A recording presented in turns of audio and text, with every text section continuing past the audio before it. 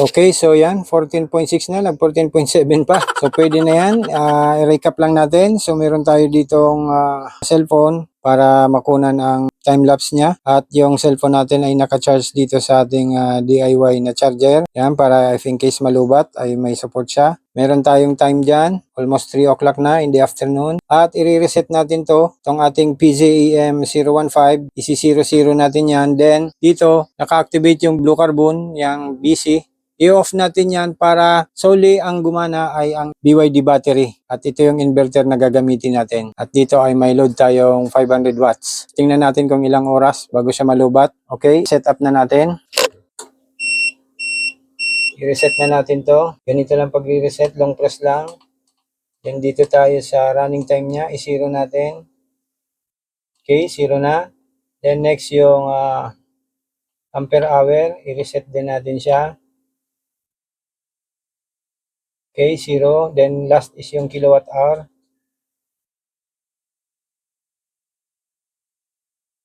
Okay, so 0 na lahat, na-reset na at 14.6 volts.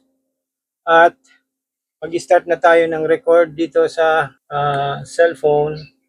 Then pag-click natin nito, i-off na natin yung blue carbon para ang gumana na ay yung BYD natin. Okay, time-lapse is running. I-off na natin to.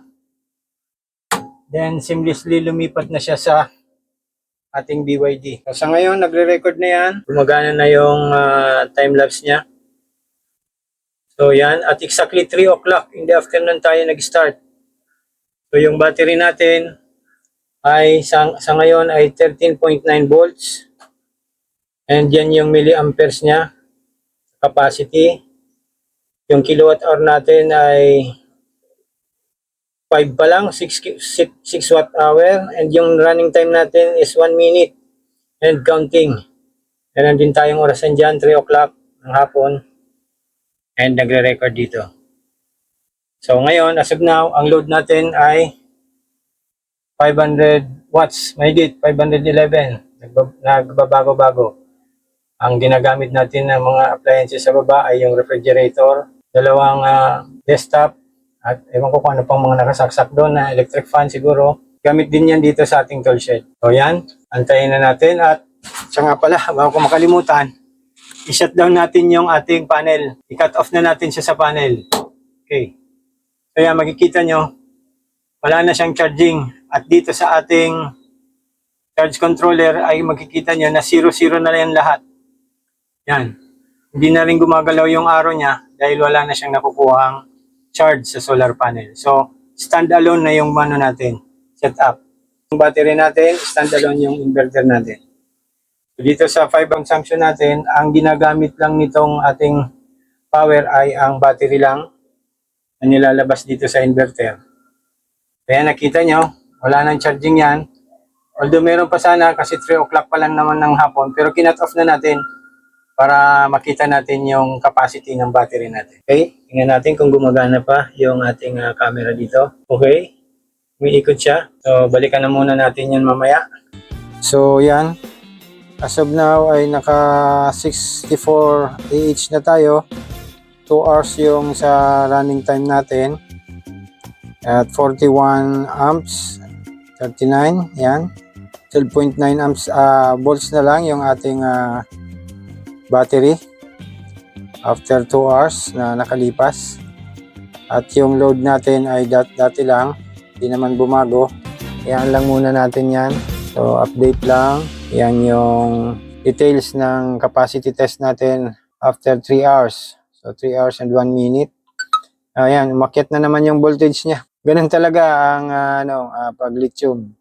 Pag tumataas yung power consumption mo, bababa yan ng bahagya. Pero pag nabawasan, babalik yan, nakaka-recover siya. So yan ang kagandahan yan. So sige, patuloy lang tayo. 3 hours na tayong nag-test. And so far okay naman. Kine-check lang natin once in a while para makita natin kung may mga umiinit na mga connections. So far wala naman. So yan, as of now 243 watts. Pero dito 298 watts yung overall. Yan yung pinaka-total niya kasi meron pang mga extra power yan tulad nitong inverter. Yung inverter na to ay meron tong more or less siguro mga 16 watts ang consumption niyan. So may mga consumption yan. Kahit itong PCEM ay meron din yan at kinukuha din yan lahat sa battery. Balik tayo mamaya again after an hour at i-check natin yung voltage niya. Okay, almost every 30 minutes na tayo nag-update. At sa ngayon ay midway bago mag 5 hours.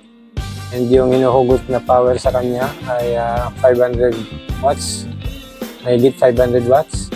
At ginagamit natin yung washing machine sa baba, computers, and refrigerator. So, meron na lang na 12.8 yung BYD battery natin. At nakalipas na 4 hours and 38 minutes. At nakakuha na tayo ng 141 AH as of now. At 1.84 kilowatt hour. So, yan yung load natin. Consumption, 609 watts. Mataas. At 47.6 amps. At 12.8 na yung ano natin. At charge ng battery. Okay, patuloy lang tayo. Maglilimang oras na. Naglagay tayo dito ng flashlight dahil madilim na. Baka hindi na nakikita yung oras dito sa ating time-lapse. So yan, nilagyan lang natin ng flashlight. Okay, balik tayo pag naka 5 hours na siya at madilim na. Anyways, mamaya pag inabot ito at natapos na, isi-shift na natin yung ating BYD dito at i-on natin yung blue carbon para saluhin yung power para naman hindi maputol yung mga ginagawa ng mga bata sa baba dahil nagko-computer.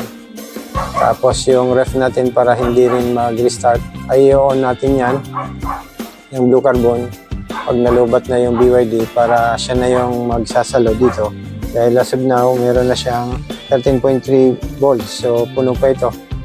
So yan muna gagamitin natin habang paparecovery natin itong BYD natin, i-charge natin mamaya para makarecover siya.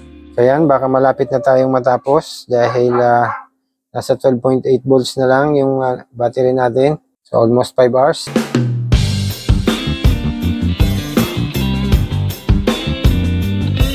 Okay, almost 10 o'clock na ng gabi. 1 minute bago mag 10 o'clock. At almost 7 hours na. At 12.6 pa rin. At ang gagawin natin ay dadagdagan natin ito ng load. Ito natin yung electric fan dito. Yan. At kahit number 1 lang muna. Yan, 12.5. Okay, number 3 pala yung. Sige, papadaliin natin yung pag-discharge. 12.5 volts. Dagdagan natin. I-number 2 natin to. Yan. At ngayon ay nag 330 watts na yung hinuhugot na. Gradual lang ang pagdagdag natin kasi pag binigla mo yan, yung current surge, baka biglang tumigil. So gradual lang yung pagdagdag ng load para continuous lang yung capacity test natin. Tuloy pa rin yung pag time lapse. Okay, dati lang. At yung consumption natin ay nag 284 to 300. So mas mapapadali-dali ito. Ngayon ay sakto na siyang 7 hours. Nag-start tayo alas 3 ng hapon at alas 10 na ng gabi ay 12.5 pa lang. So hintayin pa natin at dinagdagan na naman natin yung load niya. Nag-fit dito ay 329 watts na yung hinuhugot. Okay. Okay. Balik tayo mamaya. Okay, i-number 3 na natin yung fan para mapadali-dali. Ayan, umakyat na yung consumption niya ulit na wattage. Nag 336 watts na, 337, 338 para mapadali-dali yung pag-discharge. Okay, number 3 yan, 12.4 na. At tumutunog na yung inverter natin. Nag-alarm na siya na paloobat na. So, inabot tayo ng almost 7 hours and 30 minutes. Okay, so siguro hanggang dito na lang tayo. Ititigil na natin yung capacity test natin. At may nakuha tayo ditong 216 AH. At kung iisipin, pwede pa natin itong isagad hanggang 10 volts. At pwede pa nating ma-acquire yung 250 AH niya or maybe more. So, sa ngayon, hindi natin sasagarin kasi ginagamit yung mga computer sa baba, maistorbo yung mga bata, mawawalan sila ng kuryente. So, i-change na natin to. I-off na natin yung time-lapse natin dito. Okay. Then, i-on na natin yung blue carbon para maglipat na siya. Okay, lilipat na yan sa blue carbon para mapahingahan yung ating BYD. And later, i-charge natin to para makabawi. So overall, yan po yung nakuha natin. 12.3 volts, 27 amps, 337 watts, 2.80 kilowatt hour. At yung capacity test tayo ng 7 hours and 20 minutes. At nakakuha tayo ng 217 AH. So, not bad for a 3-year-old na battery. Salamat sa inyo at sa sinamahan niyo ako dito sa ating capacity test ng ating BYD battery.